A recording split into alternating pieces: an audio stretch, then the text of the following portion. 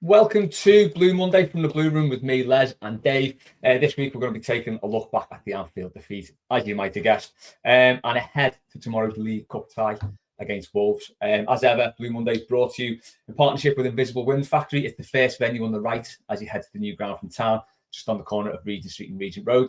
It'll be open again ahead of Monday night's match against West Ham, with real ale from local breweries, lots of beer and cider on tap, pierogi and pickled street food, and pies by Home Baked. As I said last time, I can recommend the Pint a Pint for a tenner. That's an absolute belter. And it's got live music and a great atmosphere to build up to the game. Will be nice going into a night match at the new ground as well, so that'll be one to look out for. Before we kick off, though, as well, a bit of housekeeping. If you're watching on YouTube, please do give us a like, a subscribe, a comment. If you're listening on the pod, please do leave us a rating and a review. And if you're a Patreon subscriber, we're putting every podcast on the platform, as you probably know by now, to make things a little bit easier for you. If you're not a patron, you can sign up at patreon.com/theblueroomextra. And if you can shout us a pint of roughly a pint each month, you get all the usual podcasts advert free and some extra ones each week. Right, Dave, let's get stuck into this. What are your thoughts on our latest defeat at Anfield? As I said on Saturday, I felt a lot worse coming away from the Derby defeat. I think there was a lot of positives to take from that. And I think I felt frustrated more than anything at the state of that first half. I think if we're going to blame ourselves for it. Yeah, I've had a lot more time to think about it. New lads who went and did it, and Maggie as well, of course, in the Denby after it. I've been able to consider what happened really, rather than just absolutely flip it afterwards about the referee performance and all that. So I'll try and stay. We'll get into that. Well, yeah, I mean, I think, I mean, it was outrageous, some of the stuff that happened in that game, and yeah, we'll go on to that a bit later. But yeah, I mean, I feel as if coming out of that at full time, it just felt so frustrating is the right word, but it just felt too late. We started to adapt into the game far too late, Les, and I said, when it got to half time, probably lucky to be 2-0 down. That's not to say they had a lot of chances, but they had more possession than us. We just seemed to be within our shell, and it was just a typical David Moyes performance there that I was expecting. And I'll go on to the positives in a sec. I was expecting to be like that for the full game, but the first half, you're just waiting for them to come at us. Maybe a little bit twixt in between how you set this up. You want to play, you're gonna have to play deeply because they've got fast players. You've got Salah over there, who I thought was really poor again. And he seems to have a real issue with us at Anfield in particular. He always scores and sets one up at least, though, doesn't he? Yeah. He's still got an assist, but it's weird. He never seems to have a good game, but always does something. Yeah, it's like when you look at your fantasy football team, isn't it? Like he played crap, but then you look at it and think he looks like he's man of the match. Yeah.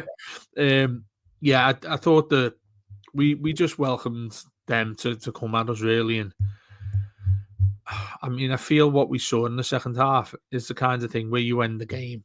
Look, hindsight's a great thing, isn't it? But you think if Everton played like this in the first half, then you would have. I think we would have comfortably got a result. I'm not saying we would have won the game, but I think we'd have got a result because they have the ability to be able to. Look, they're the champions of the Premier League. They're not. It's not. It's not. It's not like they've played badly to do that. I mean, I know people will say about how poor the league is in general, and there's nobody really who can challenge them. You'll get Arsenal having a little fart at them in the wind, but there's nothing else really. Is the City look all right? But then that was the best result they could have got when they drew 1-1 on Sunday. Oh no, yeah. So yeah, I mean the 5 points cleared at the top of the Premier League already. So I think the inevitable is going to happen. But I feel as if I came away from it with a strange feeling, Les. And if you do listen to the post match, if our listeners haven't listened to the post match yet. It's fun and it's reactions that I think people have taken as generally positive certainly in that second half. But I think that we ended the game in the first based on just not getting forward enough. We were trying to play long balls up to Beto, who was just getting ate up, but he was eaten up by Konate and Van Dijk this time. No one close to him. I felt a little bit sorry, firstly, for Grealish, because that's the outball for us, and I'm a bit worried about Grealish, not in terms of what he can do, but in terms of that's exactly what we're going to do. Yeah. I feel as if every player that comes up against him at right back is going to be going straight to him. And I think if they double up against them, then we need to start showing stuff that's a little bit different to that.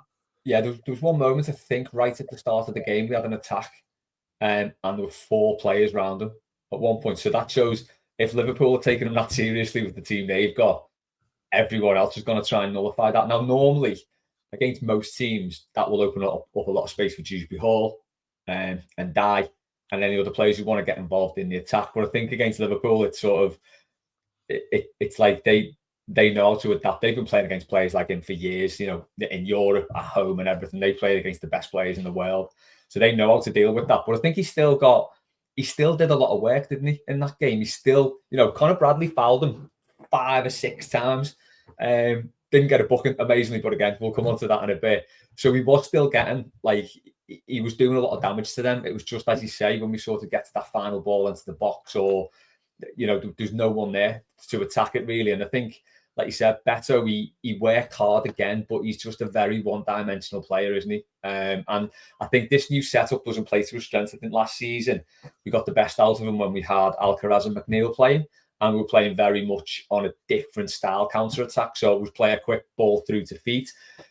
With the players we've got now, we seem to be getting down to the byline a lot more, and that just doesn't. I mean, he always scored the game against Wolves from that position, but it's not really playing to his strengths, is it? And they could read that all day, to be honest. You're right, and I feel as if now when you look at the team we set up, he's set up for them, you know, a completely different side to us. Yeah, you can't put somebody in there when you've got a you know, ball playing front playing midfielders behind them, and I feel like that's a major issue for us. And look, I know a few of us have said, haven't we, give Barry a go maybe, because when he came on, there was one point I think after about 5 minutes he absolutely skinned someone. They had just doing a ridiculous bit of skill there on the left-hand side. And I thought, why aren't we starting him games? I think easy to stereotype, isn't it? 6'4" lads thinking that they're going to be crap if you give the ball to them on the feet. That may well be the case with Beto. I know people have not wanted to criticise him, but I think one-dimensional is the term. If you're not to overly criticise him less. And then look, it's continued to get to me, and it'll be interesting what we do against Wolves. But I'd like to start somebody else other than the two of them. Maybe you give Barry a run, yeah, because he hasn't really fairly had a decent run in the side yet. So maybe you start him, and I think he will make some changes for that game. But if that's not working, I'd try somebody else as a 9 or a false 9, the way they say this thing these days. I'd put Alcaraz in there, or I'd put Ndiaye in there. I'd even He's a good shout for Ndiaye, to be honest. If you look at the way he plays, he's strong on the ball. He's tricky. He already whizzes past players sort of outside the box, doesn't he? Just outside the box where he's been fouled a couple of times. He's got that knack to just like use both feet and get around players. If he can do that in the box and he gets fouled, it's a totally different thing then, isn't it? You know, you're not getting free kicks outside the box, you're getting penalties then. So I think that's a good shout. And I think the one thing about it is, for all that we've raved about Moyes since he came back and saying that, you know, he's evolved as a manager, he's not sort of got this dinosaur tag about him. The one criticism I'll have of this is that he doesn't change that. And I know there's a little bit of positive things that he does in terms of, you know, his subs have looked a little bit better, his starting lineups looked a lot better than you'd expect it to be defensively. You know, Michael Keane once again didn't do anything wrong in that game.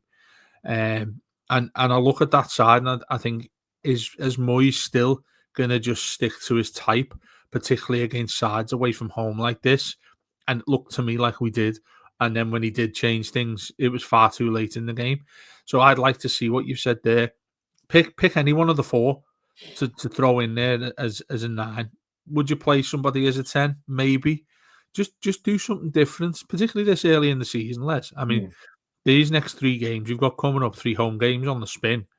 I mean, there's a big opportunity here to really be able to stamp our authority into the top half of the table. But he's always been reluctant to change things that he's set up himself. And I really hope that's not the case. But we haven't seen anything too different so far. We've been very flat at times, even though we've had a really good start to the campaign. I think it's getting quite easy for sides to find out what we're going to be doing. And that you mentioned it with Grealish, I think that's basically the pure example of it all. Because when he's got 3 or 4 players in there, He just needs somebody who's 10 yards away, you can square it to, and then you're out, you've got space, you've got more players to attack with. And the man who comes to my mind is Alcaraz, who hasn't, I think he started against Mansfield, but he hasn't started the game yet. Not too sure what the case is with that, but having said that, I mean, is Dewsbury Hall the player he's probably competing with? Maybe. But Dewsbury Hall is a magnificent player. He's been brilliant since he came in. Runs all over the place. Looks like there's 2 or 3 of them at some time. And then he takes a free kick and gets booked for it, which is just ridiculous. But yeah, I think second half, Jekyll and Hyde, wasn't it really? And it wasn't one to be ashamed of losing. I don't think it was a game that Liverpool will actually be buzzing off, because I haven't heard too many mates and colleagues saying, laughing the way they would at a derby. It was, you don't get a point there. I think we probably would have scraped that, and it'd be fair. No one could really moan about that second half, but we'd already done the damage to ourselves. Yeah, I think, it was the classic cliche, wasn't it? Game of 2 halves. Definitely that one. I mean, fair play to Moyes for making that change at half time, because that's very rare from him, isn't it? It's usually like 65 minutes at the earliest. So I think he did well to make that change. But again, the setup of the team remained the same, didn't it? Until very, very late on in the game. Like you say, Alcaraz has got a real uphill struggle to get back into this team. Unfortunately, from going and looking like a nailed on first teamer when we finished last season to now, the sort of the wealth of options we've got up front. We just signed Tyler Diblin for 40 million. He takes up a position that Alcaraz can play in. If you've got Keenan Dewsbury Hall or Ndai competing for that number 10, he's got to get past them.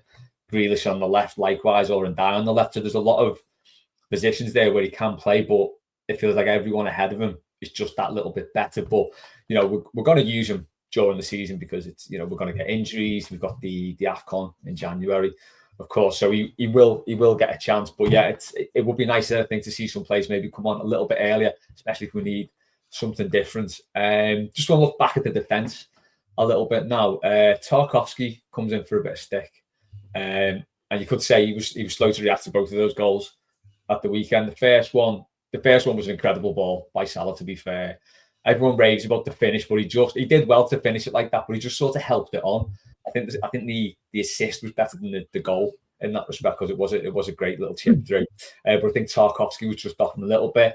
Second one, the same, was a little bit slow to react, but I think it was, I'd put Nikolenko more at fault there, because he was playing him on side, wasn't he? He just hadn't stepped up with the line. But this defence, I think Tarkowski takes a bit of stick, and I think given the form of Michael Keane, he's probably the easiest one to pick on now. But I still think we're better with him in the team than without him in the team. And I do think when Bradford comes back, I think Michael Keane's the one I drop. And you know how much I love Michael Keane, big Michael Keane fan, but I think I'd stick with Tarkowski and Bradford. Do you think the stick's warranted or what? No, he will change it, Moyes. I have no doubt about that. I think he puts Keane back on the bench there, and if that's the case, I think he deserves a lot of credit for how he's been at the start of the season, because there's not much that I think he put a foot wrong with. I think he's stereotyped far too much given how well he's done. So, for example, if Tarkowski played the open half a dozen games like he has, everybody would be raving about him, because they didn't really have an issue with him as much as people have had with Keane, myself included. I'm not trying to sound like I'm making these comments because I want to sound holier than now, but I'd like to see Branthwaite. Well, first of all, I'd like to see. I've said this from the start. I want to see us certainly by Christmas, certainly into the new year. I'd like to see O'Brien next to Branthwaite, and we haven't seen either of them at centre back this season. Just on that, do you think that's becoming a bit of an issue? Because I don't know. I think we're starting to look now like Bradford does his best to get forward as much as he can, and defensively he's generally pretty good. But to me, he is now starting to look like a centre back playing at right back. I think we touched on this earlier in the season. It was a comment Gav Buckland made that his attitude's probably a lot more different now. Last season he was forcing his way into the team. Now he's thinking, Christ, am I right back forever now? And that's going to play with your mentality a bit, isn't it? Because you want to be playing in the middle. If you're a big centre half like him, you don't want to be stuck out on the right. Do you think that could increasingly become an issue now that his form made it? He's not exactly what we need in that right back spot. It feels to me like it could do. I agree. Yeah, I think when you've got to play when he doesn't want to play that role, I think you're sort of in a situation there when you want to go up to the boss and say, "Listen, I'm a centre back here," and he says, "Well, we've got two who's done really well. You're not getting in at centre back." Then he has to accept that he's playing in the right back area because it's that or the bench, isn't it? And you're playing. Yeah. Seamus gets thrown in there, or you're putting Garner in there, who again went to left back at Anfield too. I mean, the fullback issues are there to see, aren't they? Every single game, pretty much, despite the fact that how well, in general, the lads who are placed there, O'Brien included there, because I don't see any issue with him at right back. No. But again, I've said it a few times, Les. He reminds me so much of Julian Lescott. He did exactly that when he came in. He played so well at fullback that he kept Leighton Baines out the side. And a lot of people were looking at Leighton Baines thinking, why have we signed him? Yeah. And I think a lot of fans, certainly younger fans, won't really remember that. But he did.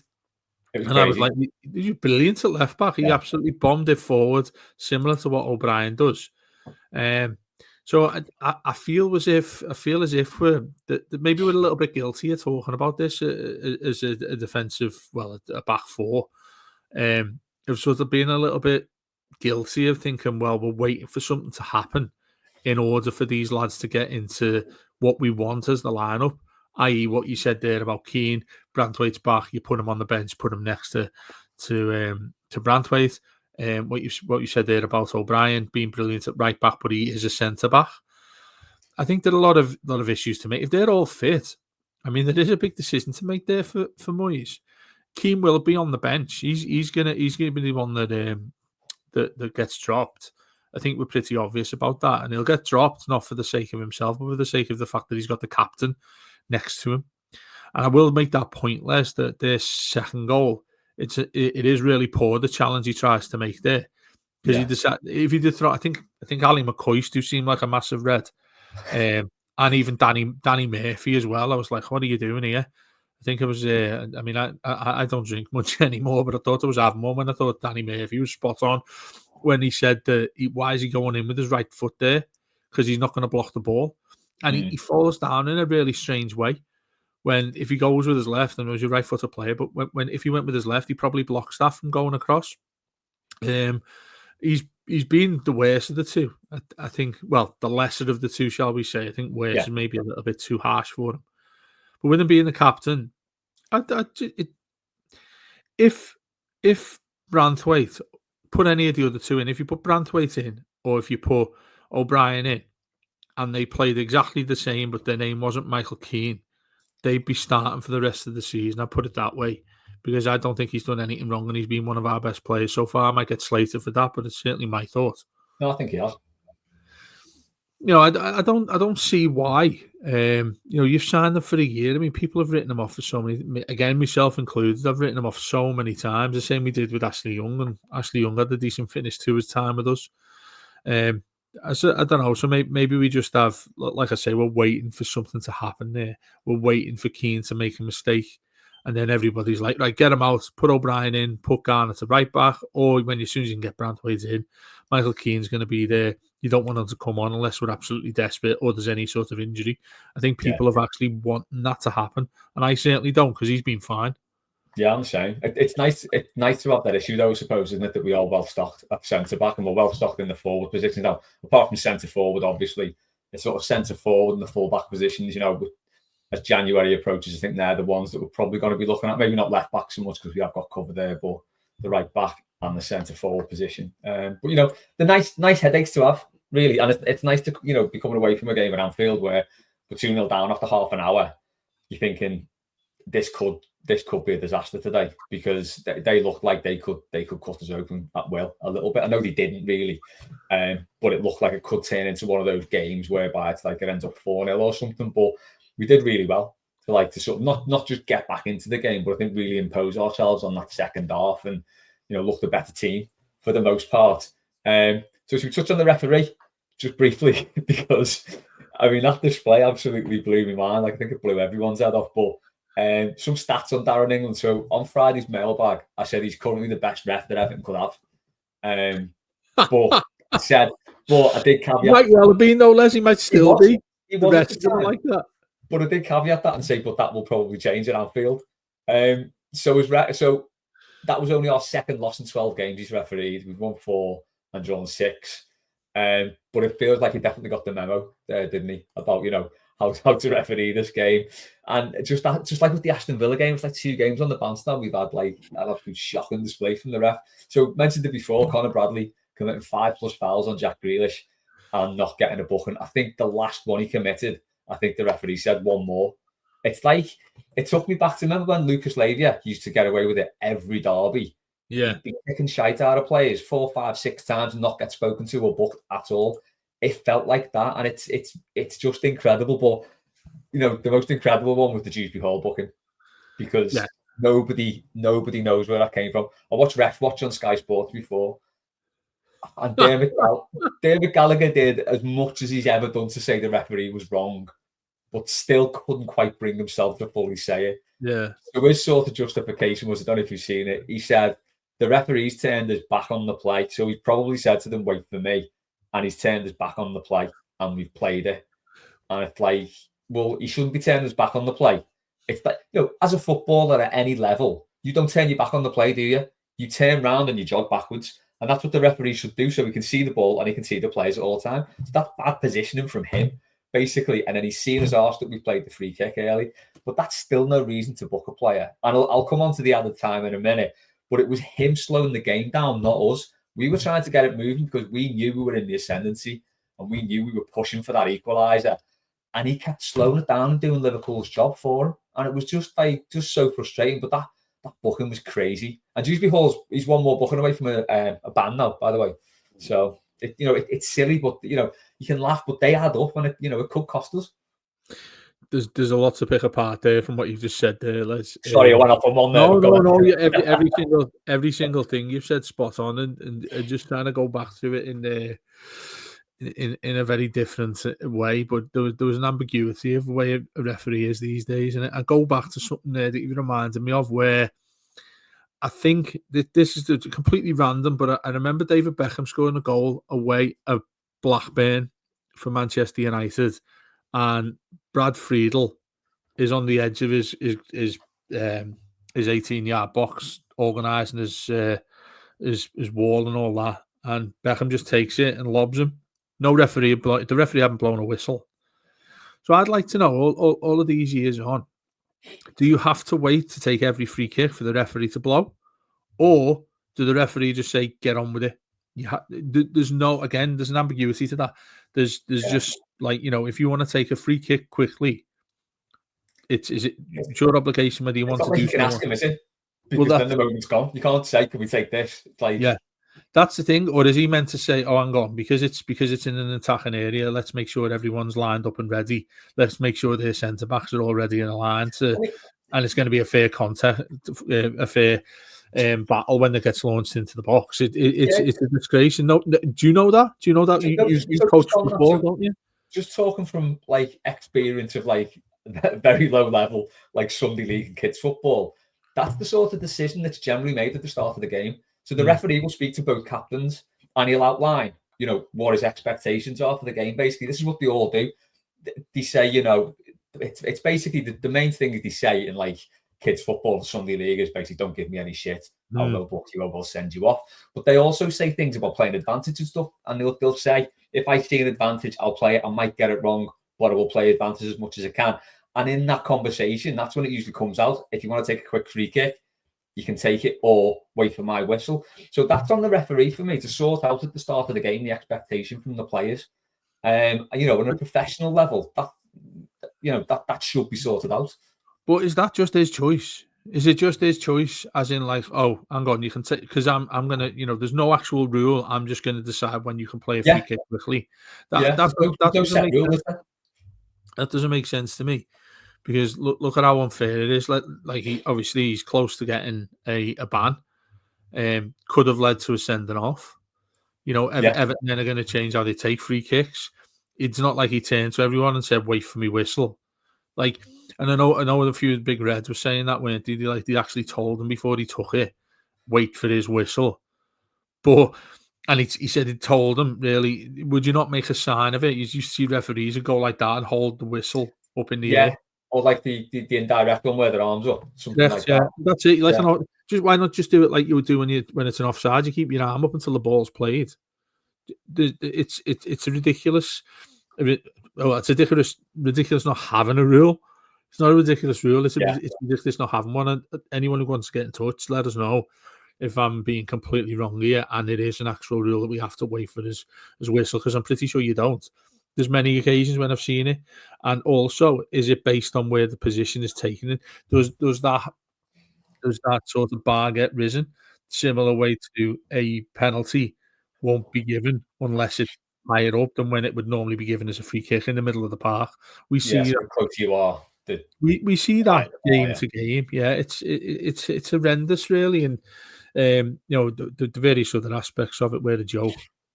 Conor Bradley there again. I just feel like there's the easiest decision to make when you're on the ground. For instance, you look at that dickhead that was at the 0-0 against Villa. He was trying to antagonize everyone. It seems to me like they have an expectation or a thought or an opinion to dictate games. These referees these days, there's nothing that's they stay in line, and there's no sort of preference. I feel as if there's easier games to referee, and I think that's been happening for a long, long time. Referees have, well, do you know what? I can have an easy time here if I don't start giving free kicks to Liverpool at Anfield. You go back to the days when it was something ridiculous about nobody had a penalty. Well, for us, a big red, but also nobody had a penalty at Old Trafford for decades, yeah, because it was what the opponent was, where it was, and the referee himself. Some of them must be shitting themselves. I have no doubt. It's no defense of them, but they're human beings who, like me or you, if you're referee and you think, oh, fuck this, I'm not getting all sorts of shit here from these scousers on the touchline. And it yeah. would be the exact case when you've got a right back there against Jack Grealish. You give Jack Grealish a free kick there, you think, I'm just going to get a load of shit here, so I'll raise that bar higher for Yeah. for Jack Grealish to get a free kick than I will do when I should be giving a yellow card to Conor Bradley, who, it's so unfair, it's so frustrating, and it's part of the reason why you sort of favourite other sides. It's actually part of the process of the game now, which is quite sickening, despite the fact VAR's there. And it's funny that you mentioned as well the referee in Everton League. What you just said there about Yeah. what's his name, Danny Dickhead or something. What's his name? Danny England. Danny England. Darren England. Danny Dickhead. Danny England, and you just went, what did you say? He's had 12 games and we've won 4 or something. We've won 4, drawn Someone 6. needs. So we'd won 4, drawn 6, and lost 1 until the weekend. I mean, that he must be top half of our table there. Can someone people listening to us give us a league table of referees, say in the last 2 seasons, something like that? Because if he's near the top and we've only won 4 games, it shows everything, doesn't it? I just think it's easy. It's so easy to referee games if you're at one of the more established sides in there. Everton have to do a lot more to get a penalty there than Liverpool do. Yeah, It's just the way it is. Well, I don't think it's just the crowd either. I think there's so much media spotlight on referees now. I mean, this was said on Ref Watch. It's like there's so much scrutiny on referees now. VAR was brought in to make their job easier, but it feels like that's adding pressure on as well, because they seem to feel more pressure to make the right decision. So it maybe doesn't go to VAR. I thought maybe it might act like a crutch, and it probably does for some where they're not giving it. But I think there are instances where they just try and give the crowd pleasing decision just to, just to try and keep everyone on side. And then when it goes to the sort of the media scrutiny, I'm not being tinfoil hat here, but there's a lot of reds in the media, and there is, and they will get stick for it.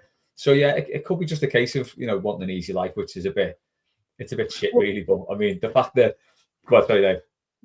I was just going to say, you think of VAR, the colleagues, these people in there are going to try and make an easier life for the referee on the pitch. So, for instance, a referee, in theory, can't really get it wrong, can they? Shouldn't be able to. Well, they don't get it because if it is blatantly a yellow card, first of all, VAR doesn't get involved in that, do they? Just simple yellow cards, unless is it a second yellow? or is it just a straight red? I think it's a straight red. I think if it's a chance that a booking that should have been a red card, I think they get Yeah. involved. So there's that. Referee gets to stick to his own business. But then I think when it does become a decision where you're getting VAR involved, then it is overturned by VAR, and you're thinking, do you know what? I'm out in my mate who's refereeing here if I give an alternative decision. And I just think that's the way things are. That's the way it is. And it's never going to be right. And I've said many times we're quite we're obviously fickle football fans. That's just the nature of all of us. You go back to the days when we'd all kick off that there wasn't a free kick or a penalty given to Everton at Anfield without VAR. Probably prefer to go back to that because then you can slate the referee rather than having to scream at somebody in a park somewhere down the road. It feels more genuine, doesn't it? It's like, if they've like fucked up or they just thought I'm not giving that, and then the VAR goes, yeah, don't worry, don't give it. It feels a bit more sinister then.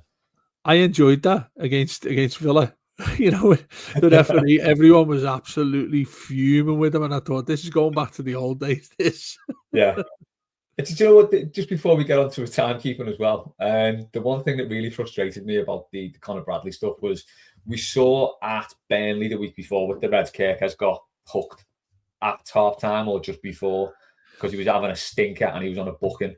Conor Bradley gets a booking like earlier on in that game. That they either had to replace him with, I imagine we would have put Bosley to right back or Frimpong as it brought him in. To play right back now. So Bosley's a midfielder who's done well for them playing right back up until now. I think Frimpong's more of an attacking fullback, but that changes that dynamic then. A fullback and could give Jack Grealish a little bit more freedom, and that's the frustration for me. That you see things whereby it happened with Conor Bradley last year in the derby at Goodison where he got subbed before he could get sent off. And it just feels like that's where the referee's really doing us a disservice. It can seem quite minor that he gets away with all these fouls, but once he's on a booking, like you said earlier, with Dewsbury Hall in the middle, that changes how he has to play the game then, because he's got to be more careful. Basically, he's not got another chance. So I think that was the biggest frustration for me, because we were already getting a lot of joy down that side, and it could have really given us more there, to be honest. I think. Yeah. But I was just going to say, when you get to that stage of a game as well, his yellow card becomes more and more appealing when there's only half an hour, 20 left, and you're thinking, if Everton haven't scored yet, then I'm in this sort of safe zone where I can throw a tackle in, throw an elbow in. It was interesting. I saw a few of the Reds on Twitter absolutely like raving over when I think it was McAllister came in and tackled Grealish, but he threw an elbow into. Oh no, it was Dewsbury Hall. And he threw an elbow into him or something like that, saying you don't mess with Big Mac or something like that. I thought, right? It just when you get games like that, when you get refereeing decisions like that, again, it makes it very, very easy for players who haven't had a yellow card. It changes the narrative of games, and like I say, it's not fair. And Reds will be listening to this saying, "Oh, you're just crying it in." If it happens alternatively, you will be doing the exact same thing, and you'll get that. You'll get these decisions during games this season because of the level of refereeing and how low it is, and it changes games. Referees should not be able to dictate play as much as they actually do. We shouldn't be talking about referees or have to talk about referees, but yet we're doing it. I mean, it's an age-old thing, isn't it? Which some people just. It happens every game that it's getting to the stage where people don't talk about it because it's just an assumption. Yeah, I mean, we've already done probably about 10 minutes on the referee, and we still haven't finished yet. Because we've got to look at that 3 minutes added on now. I'm not saying we would have scored in that, if we'd have got an extra 2 minutes added time. It would have been nice to give them the chance of getting beat 3-1, because that probably would have been more likely to have happened because no one all looked. But weren't they on the run? They were on the run, weren't they, when the referee blew up? That's what they're all saying as well. We were just going to make it 3-1 anyway, so it didn't matter. Yeah, do you know what? I mean, they might have done, but it would have been nice to have the opportunity to either do something or get beat 3-1, because it's like, so there's been a lot of things on Twitter about this, and there's been a community note put up, I reckon, by Red. These injury times are wrong. So against Crystal Palace, they were drawing, there was 5 minutes. Bournemouth, they were leading, there was 6. Newcastle drawing, there was 11. Arsenal leading, there was 7. Burnley drawing, there was 5. Atletico Madrid drawing, there was 4. Everton leading, there was 3. Now, that's not quite the dunk that they think it is, because there's still only 3 for Everton. There should be at least 5 there, for my mind. And that kind of makes the point, doesn't it? The 3 is a massive, massive outlier there, because it's never, you never see 3 minutes at a time. No, you often see 3 minutes at a time on the end of the first half, if anything. You never see it at full time. And it just, given the state of the refereeing display during the whole game, it just all adds up to be thinking, what is going on there? What's the crack there? Because it just doesn't seem right, does it? Well, I think, didn't it come out a few years ago? How many minutes is it? It's 1 minute per sub. Is that right? Yeah, or 30 seconds, I think. Yeah, 30 seconds. How many subs were made? I think it was 6 in the second half. 6. Well, there's your 3 minutes straight There's away. your 3 minutes straight away. And there was a goal. Yeah, so, a goal. Well, you've got 3 goals in the game. Well, they only put 1 minute on at the end of the first half as well, didn't he? Yeah. So maybe that was just for the 2 goals. I don't know. Yeah, but and 3.5 minutes just for what happened without any incidents in the second half. Well, there I had when Dewsbury Hall's booked for taking the free kick. He has to go back and take it again. There was 2 that got pulled back as well, because there was one on the left-hand side as well, a bit later on. Do you remember the thing where, obviously they still do it these days, when it tells you at the end how many minutes the ball was in play? Yeah. And it used to property pressure, because it'd be in like 50 minutes thinking, 40 odd minutes of my life's gone here because I've been waiting for throw-ins. Waiting for the ball boy and stuff. That's what I mean, yeah. But there were some things in it. I mean, you talk about fouls that we received, fouls that they got. I mean, you've got VAR there. Why don't you utilise them for something that could be quite useful? And I mean, you don't have to go as far as having a clock on there and doing that, but it's a common sense approach here. And I say once again, if they were at our new stadium, and we'll probably see it next season or later on in this season, but it is completely different then. Yeah. And I feel as if it's such an easy thing to do. So easy. Imagine we went there and equalised like when we did with Jagielka. But the ref was good when that happened. When Jagielka scored that piece that year. And that's it. He was probably fuming that he stopped the game and Liverpool were going to go and score that third goal. It's just too easy. It's far too easy. And yeah, 3 minutes is quite ridiculous. I mean, I was thinking back to the Newcastle one. The total that was given, I think, was probably quite accurate, given the there were a couple of sendings off, didn't they? They had the sendings off and goals as well. Good game. Yeah. That's just by the by. But you do that, and then you've got something that's completely ends of the scale. You've got a Merseyside derby where, I mean, it wasn't a typical derby, wasn't it? People weren't kicking each other. But it was easily longer than 3 minutes. Yeah. But what I would say on the opposite side of it is, sometimes you do, if you're winning a game, you look and think, how are they adding 6 minutes on there? How has there been 6 minutes in the game? So I do. Oh yeah, not loads. For the sake of the argument, to try and say a little bit more neutral, that's what you would be doing. But it's not factual, is it? You know what I mean? It's not something that should have been the case simply because that's how things happened. You're talking about free kicks. You're talking about how do they base how many minutes get added on? Is it strictly? And again, you manage an amateur football team. Is it based on throw-ins that the team take forever to take towards the end of the game when they're winning by a goal? Is it a free kick that does exactly the same? Is it a corner when they're wasting time to take a corner? A goal kick? When is that added on? Do we know? Has anybody ever declared that? I honestly think it's just done on vibes. It's just like, basically, how long does this game seems like it's been free flowing? Yeah, okay, I'll only add a few minutes on. Yeah. I honestly think it's something done like that, which basically, the referee's got enough to do. He doesn't need to be the timekeeper. You could have an independent timekeeper, like you say. The VAR lads could do the timekeeping, and then you've got a set sort of guidelines. How long's the ball been in play? How long's it been out of play? How much do we add on? Because the referee can't do that on the pitch. He can't add all that up in his head. They're sat on their arse in Stockley Park watching it on telly. They can do all that. Why not do? We're going into the realms of something, these things that aren't going to happen. But why not have it but like he did with the Dewsbury Hall thing, blows his whistle, time starts again. I guess that's what it's like with the NFL and basketball. Basketball's like that, isn't it? We'd be there all night. Well, yeah, but I dare to say it would be a lot more fair. Maybe not to that extent, but whenever we're talking about here, when the ball's been in play for 42 minutes or whatever it is, we're all watching it thinking, well, it's so it's again referred to that word. It's ambiguous. You just somebody standing there saying, yeah, probably about right there. Yeah. If they kick shit out of each other, or I book someone for taking a free kick and they're taking the piss taking it, then I will add a minute on for that. And then at the end of it, you're thinking, yeah, that's about right. Yeah. When They're you a look at Premier it, League side, Les. These are the top level of a sport.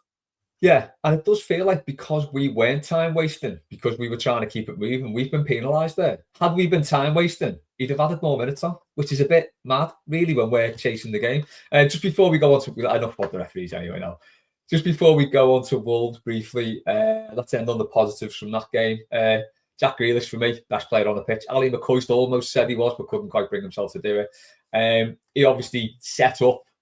He played the pass before the goal. Put that cross in, that touch from Ndai down to Garner was just so nice. It was perfectly cushioned. And then Garner, everyone thinking don't shoot, and he rasps that one in. So it was a lovely goal, wasn't it? It was a really, really well worked goal. Yeah, it was, and I'd like to have seen a bit more than that. Really, being able to dink one to the far post there, and you've got whoever, and we've got big lads. You got any of them there to back in. I mean, I think that's how you could utilise O'Brien quite a lot, because he scored that header against Brentford, wasn't it, last season? And that was that similar thing, wasn't it? It was tossed up to the back post there, and what is he, 6'5", 6'6"? He's going to beat many. Good old Virgin, by the way. Good old. Oh my God. Good old. I wish he was. Good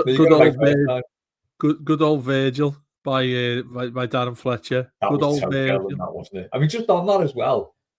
Grown man, 30-odd-year-old fella pulling tongues behind another 30-odd-year-old fella's back, and everyone's buzzing off it.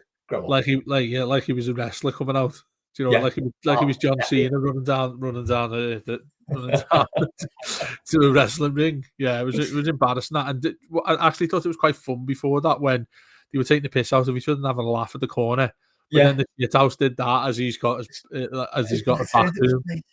Yeah, but they all love that, don't they? It's like the other thing that does me head in was that Canate, and they all start shouting "Aboo" like that. What's He's that? fucking shite anyway. Do you not notice it? Every time he kicks the ball, every time he makes a tackle, they all go "Aboo." Aboo. Yeah. I'm glad I missed that. Jesus. Yeah.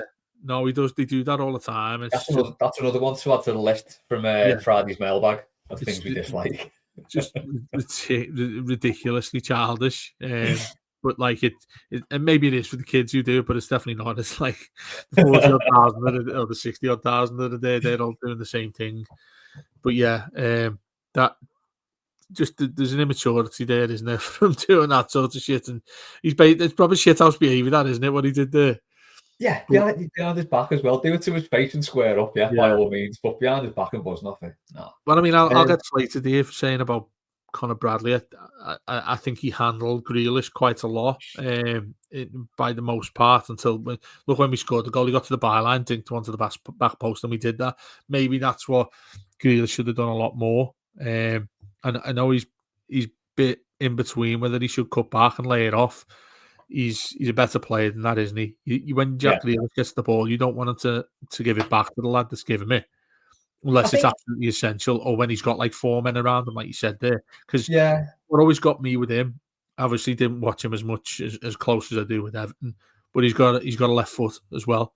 He set up 2 goals with that, hasn't he? Set up Ndai's goal against Brighton. He's got a really good left foot as well, which is obviously what did for them. So that's where, like, I think we can do a hell of a lot more by I'd be shouting to him, get a cross in there. Do you know what I mean? You've got fucking Beto. You got big lads there. Yeah. Just toss one in, particularly when you need a goal in the last few minutes. Yeah, I think just on Bradley, I think he did all right, considering, he's a young fullback and he's playing against Jack Grealish, but he was allowed to kick shite at the whole game. So it's like, that definitely helps. If you can go through the back of this player and you're not going to get booked, it helps. Just quickly on that, I also think there was a foul before their first goal. Now, I know he got the ball from Ndai, but he went through Ndai to get the ball. Yeah. So I would say that should have been given as a foul, but never going to happen for us. Anyway, on the positives, I think that sets us up. Here we go, kiss of death, quite nicely for the trip to Wolves tomorrow night. Wolves have had a dreadful start to the season. The only game we've won is West Ham in the last round of the League Cup. The rock bottom, no points. This is what I expected from Vitor Pereira, if I'm honest. Not the mad 10-game winning streak he went on last season or whatever, where he got manager of the month. This is what I expected from a Vitor Pereira team. Now, he's had players taken away from him. He's got one that's on the bench who was a big signing who wants to get off to Newcastle. It's an unhappy camp at Wolves at the minute. Everything seems to be going wrong. We've got to take advantage this time, haven't we? I think Moyes will make changes, which we'll go into in a sec, but we've got to be confident going into this, haven't we?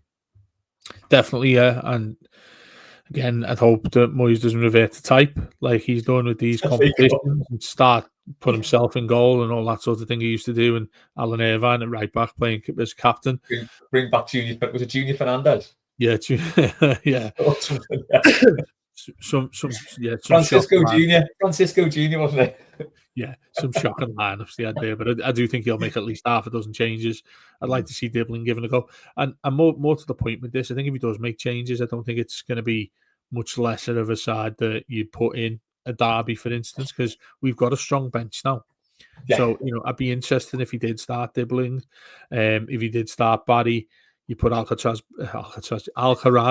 back in there. Going to Alcatraz next week. Alcaraz, you throw him back in there. I can see him making the changes, but in a positive way, or at least keeping the side as competitive as it was in the Derby and the games we played beforehand. Wolves are shite. Didn't he just give Pereira a new contract earlier in the week as well? Did he? I'm pretty sure they did. Which I'm not too. I'll have a look at that, Les. I might well be wrong, but I'm almost certain he's just been given a new contract there. And yeah, they can do without cup games already. I think Wolves in the same boat as West Ham, I suppose. They're on the verge of getting rid of Potter, aren't they? In fact, we might be the team that gets rid of them if we go and beat them a week on Monday. So I mean, just to take a step further, I've got a shocking stat. Well, shocking in a positive way for the side we're going to play. God. We've got Crystal Palace. In 2 weeks' time, we've got Crystal Palace. Their run of games, they are unbeaten in 17 games. They've got a nuts run they're on, isn't it? It's mad. I can't believe it. HLCTO, we talked to a lot, cracking fella Darren. I speak to him quite a lot on Twitter. He was like, that's just gone by the wayside that they've won 17 games. It's gone well under the radar, hasn't it? That's crazy, and I say it now. I like Crystal Palace as a side. I think Glasner's there. He's built something that's really solid. It's probably going to get ripped apart when Gay goes to Liverpool, and I think Wharton's been linked with going there as well, hasn't he? Has he? Christ. Yeah, I think so. In Christmas time or whatever. But yeah, I mean, getting to the last 16, go there, play a side that don't want anything to do with a cup competition right now because it looks like they're going to be in a bottom three battle throughout the rest of the campaign. I think Everton go there, win it. It's another. We'll be looking at the draw again, won't we? And thinking, hope you get a decent draw. Hope you get into the quarters, and at least go and win a fucking trophy, please. The one we've never won. The one we've never won. It is, and it would get a big monkey off Moyes' back as well, wouldn't it? Given the fact that he's thrown this competition a lot down the years with us. Vitor Pereira signed a new 3-year contract at Wolves 4 days ago. There you go. Well, I mean, how does that come? I mean, how on earth does that? I mean, how many years did he have left? Because he only took over. I imagine he probably got an 18-month, didn't he? I would have thought. I don't know. When he took over from, was it Lopetegui? No, was it? Who did he take over from? Yeah, Lopetegui won about halfway through last season, I think. So I imagine he would have been a similar thing with Moyes getting like an 18-month. I'm not sure. I could be making that up. Well, you could bin him off and go and get Nuno, couldn't you? Because he's sitting there doing nothing. And I'm waiting for someone to press the dice button. I think it's going to be West Ham. I reckon that's a good shout. I do think that's a good shout. I think it's going to be Burnley again when Scott Parker will get sacked by Christmas, and I think Dice goes back there. It's just written. He's got his little pub dressed as, hasn't he got that pub dressed as fucking Henry VIII or something? Yeah, the Dice. He probably got that poster and dusting it off right now to put it back at the front of the boozer. Yeah, the Royal Dice. Yeah. Just to finish on Wolves, then, like you say, Dave, I think there will be a lot of changes, but I think we're in a good position to make those changes. I'd like to see if he's fit, I'd put Asnu in at left back because I'm dying to see what he's like. And also it gives Mikalenko another break as well then. So we can kind of get over his injury problems that he's had. I think midfield, hopefully Roll will be fit. I'd like to see him in there. I think we'll see Irabunum playing in that game. Like to see Diblin, Alcaraz, McNeil as well.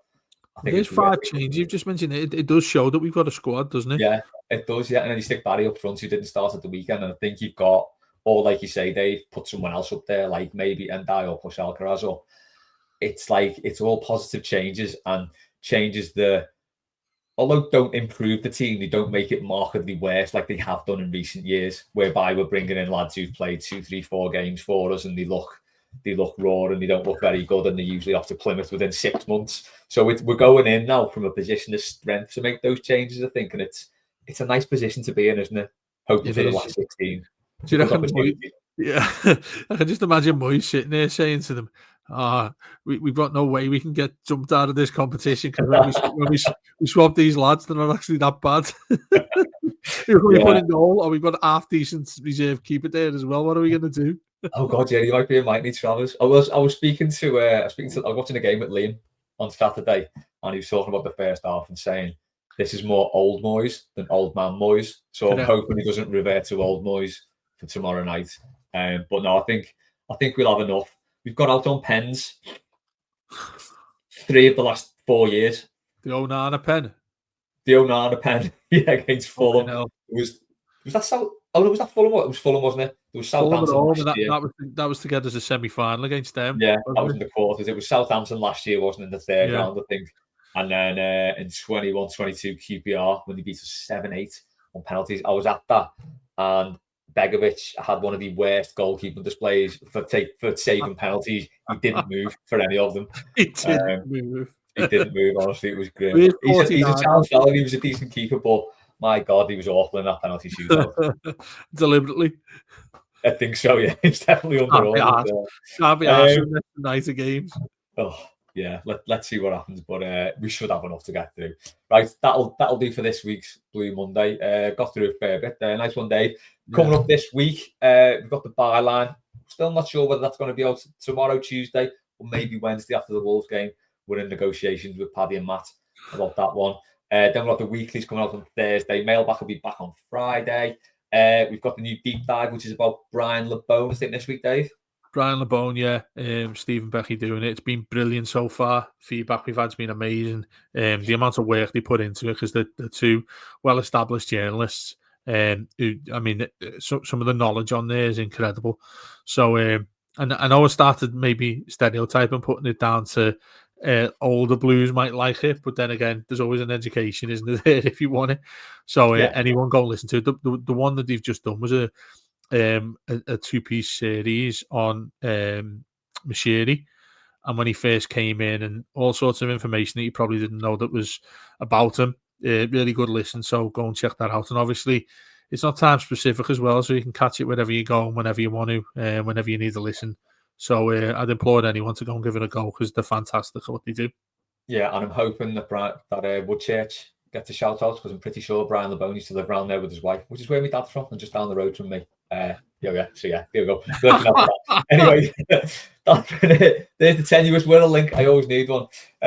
Cheers, Dave. Nice one. Thanks to everyone for listening. That's been it for this Blue Monday. We'll catch you next time. Up the Toffees.